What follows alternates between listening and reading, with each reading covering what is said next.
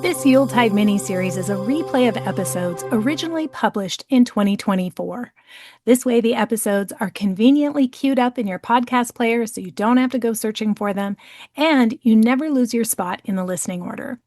As always, we're celebrating Yuletide in real time in the Numinous Network. I hope you'll join us for daily altar time from 10 to 10:30 a.m. Pacific, starting December 21st, winter solstice, and going through till New Year on January 1st. We're gathering on Zoom to check in, light our candles, and do a 20-minute guided trance journey to connect with the Yuletide theme of the day. So join us in the Numinous Network for Yuletide. Sign up at carmenspaniola.com.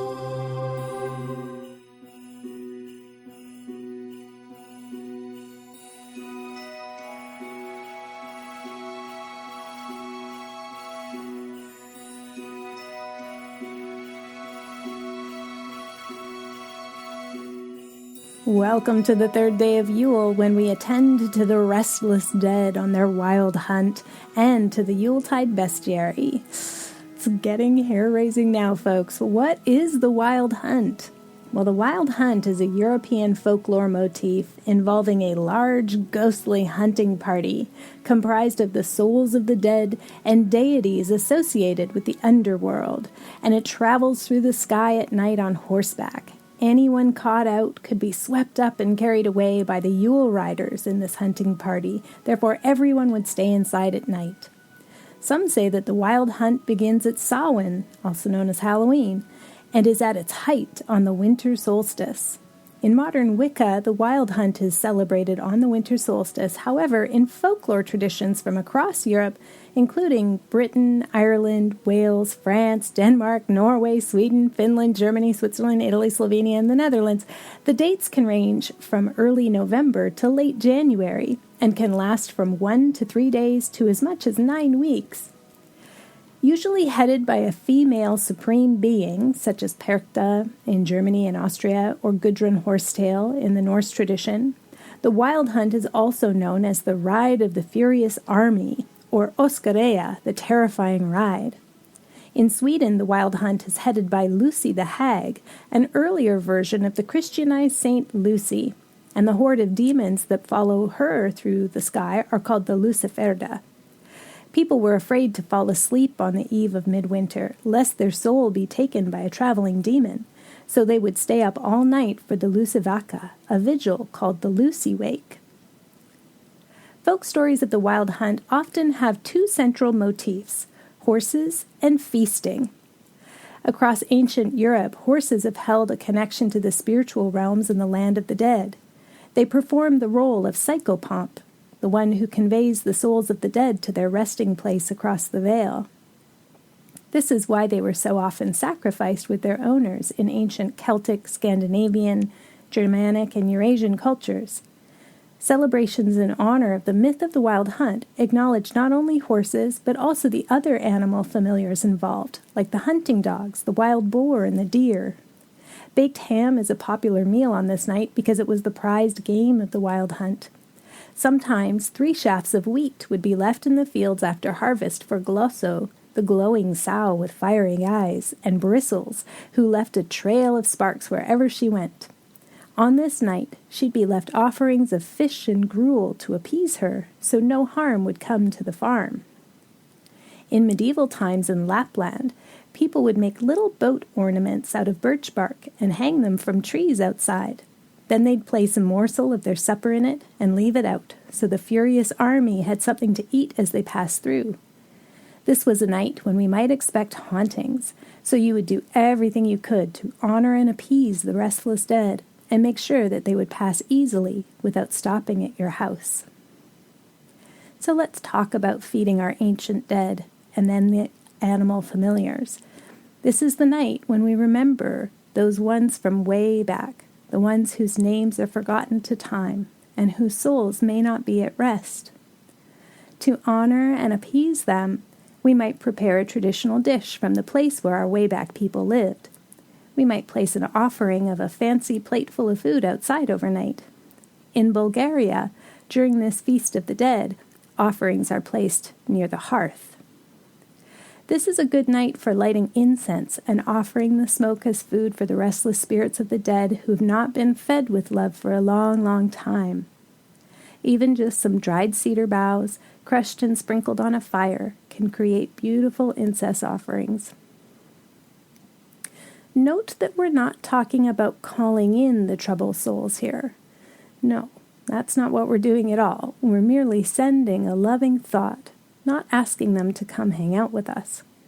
If anything, you want to practice protection-style rituals, not summoning work at this time. This is a good night for all kinds of wintry ghost stories, too. Charles Dickens didn't invent the Christmas ghost story tradition with A Christmas Carol, and quite frankly, the ghosts of Christmas past, present, and future are awfully tame compared to some of the cannibalism and bloodshed of ye old festive holiday season. There are positively chilling folk traditions found nearly everywhere that seriously beg the question whether parents even liked their children very much for all they kept scaring them half to death. For example, the mythology surrounding Perchta of the pagan Alpine tradition is particularly hair-raising. She would leave coins in the boots of good children, but disembowel the bad ones and stuff them with hay. Perchta is like a female counterpart to Krampus, that scary goat man of Central European pagan traditions. Yeah, the big horns and hooves of a goat, hairy body, huge tongue, and fangs with the face of the devil, that guy who steals the bad children. From Hungary, we hear of Chert, another scary goat man who wears chains on his wrists and carries birch trees and beats the children with them with the branches. In Romania, we hear of vampires who clawed their way out of their earthly graves and tried to break the locks on your house. The only way of keeping them out was to stuff your keyholes with garlic cloves, which is not exactly the heartwarming nostalgia of the smell of gingerbread cookies wafting through the house, but at least you are not having all of your blood drained. In Turkey, there's talk of werewolves who might come visit during Yuletide. In fact, if you were born during the 12 days of Yule, you stood a good chance of becoming a werewolf. Actually, the wolf folklore is a holdover from an ancient Roman Mother's Day festival held in February that honored the wolf mother that suckled Romulus and Remus, the founding brothers of Rome. It was a long winter season of honoring the wolf, actually, that's been mapped onto Yule. Since wolves are pack animals and very social, many of the folktales around Yule end up as kind of convivial gatherings, actually, of wolves who might descend on your village square and perhaps steal a keg of your beer for their festivities. In Greece, they tell of tales of the Kalakantzaros, a sort of shaggy man similar to a werewolf, and also of the Lamia, a mortal human but demon-like female driven mad with grief at the death of her own child. She roams the earth devouring children who are caught wandering too far from home. A roast-suckling pig would be offered to the Lamia and to the Kalakantzaros to fool them into thinking it was a human newborn. Nowadays, really any kind of pork offering will do, like pork sausages or a bit of your roast ham. The Sami people, indigenous to Northern Europe, warned their children of a child-devouring half-troll, half-man named Stalo. He liked to cook children before eating them, so at least they had a chance to escape while he was distracted by stoking the fire or chopping the onions. He was also greedy for gold and silver, but the Sami people had no metallurgy. They made tools from materials that were plentiful, such as stones and bones and reindeer antler and leather. It seems that the myth of Stalo is something of a metaphor for the Norse and Finnish settlers who did have metallurgy and placed a high value on silver, gold, and currency in general. They say the Stalo represents the ghosts of the early invaders who died and were buried with their supposed wealth on the lands of the Sami. And let's not forget Iceland's troll giantess, Grilla, who ate children in stews but still loved her own 13 Yule lad sons. The 13 Yule lads range in temperament from goofy to pretty much full-on homicidal, and they come to visit Iceland's children in the 13 days leading up to Christmas. And then you've got your other St. Nicholases, Ruklaus, whose name means rough claws, who like to beat children, again with birch rods, and Ashenklaus, or ashy claws, who carried a sack of ashes for clobbering kids and getting their Christmas clothes dirty so they'd get into trouble. This is why we have jingle bells all around during Yuletide. It's almost universally accepted that anything jingling or jangling will keep away hostile spirits. So get out your protective jingle bells, and if you hear them on the Christmas tree, you know you've got the good kind of Santa Claus coming to you and not a mean one. If you're not into hair-raising spookiness at this time of year, no worries. There are so many animal familiars or companions associated with Yuletide that we can acknowledge them tonight. Though to be honest, some of them are kind of spooky too. Of course, Santa's reindeer easily come to mind. The reindeer are a representation of the mother goddess. Yes, female reindeer do keep their antlers in winter, and mostly the males don't. So there's a strong argument to be made that Santa's reindeer are all females. Also, the cattle and donkey of the nativity story are kind of worth mentioning, perhaps. There's also Odin's flying gray horse, Sleipnir, for whom children would stuff their boots with hay and carrots and lumps of sugar. There are also the black ravens of Norse mythology who would listen from rooftops to spy on children to see who was naughty or nice and then inform on them to Thor. And let's remember the pair of white goats who pulled Thor's chariot, Cracker and Gnasher, who flew down chimney holes unafraid of fire since it's Thor's natural element.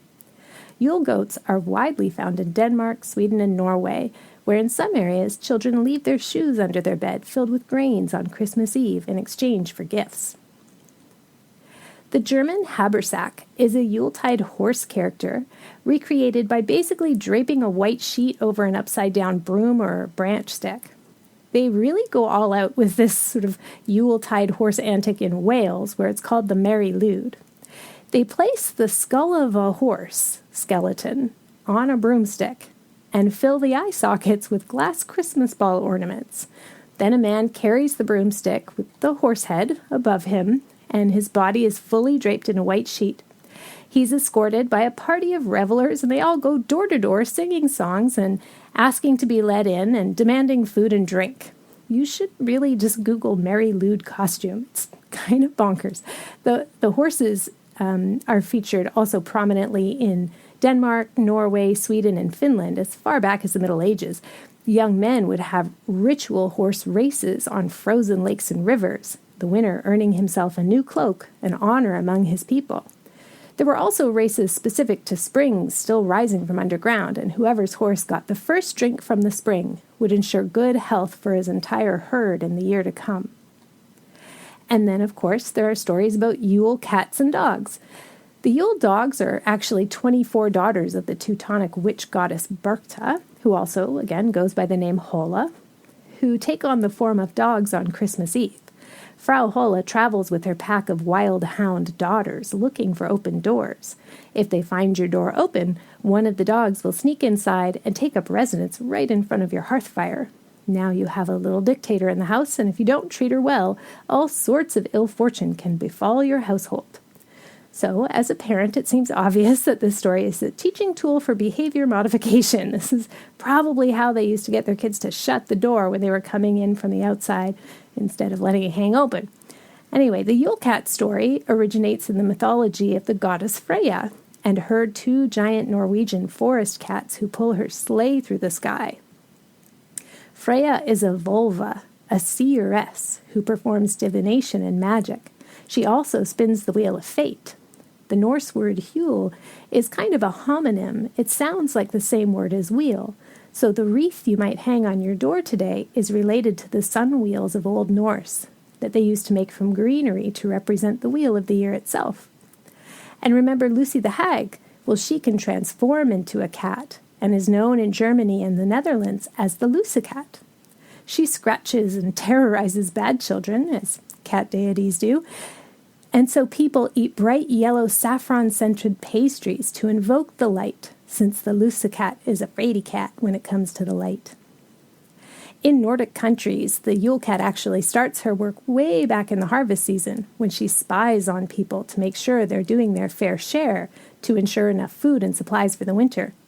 One of the jobs of autumn was to weave the wool into new clothes that would be given at Christmas. Lazy humans could easily be identified by their tattered clothing and would be said to be given to the Christmas cat. Like they'd be given to the Yule cat, who would eat that lazy human for supper. So tonight, consider placing an offering outside for wild animals and birds. Perhaps decorate a tree with popcorn on a string, or offer a scattering of birdseed on the ground. In fact, in Renaissance Italy, they would toss some grain onto the roof of the house during the 12-cycle day of Yuletide. The belief was that then in the coming year, storks and other birds would not eat the grain in the field, and all the livestock would be fertile. Animal figurines on the altar or highlighting those animal decorations on your tree would be a really nice touch today. Take a moment to consider what medicine your favorite animals give you and why you love them so much. Maybe have ham for dinner or double up on the garlic in your side dishes to keep the vampires at bay. And of course, if you have a pet, tonight they feast. Remember to go online to the website to check out the list of altar and ritual suggestions for today.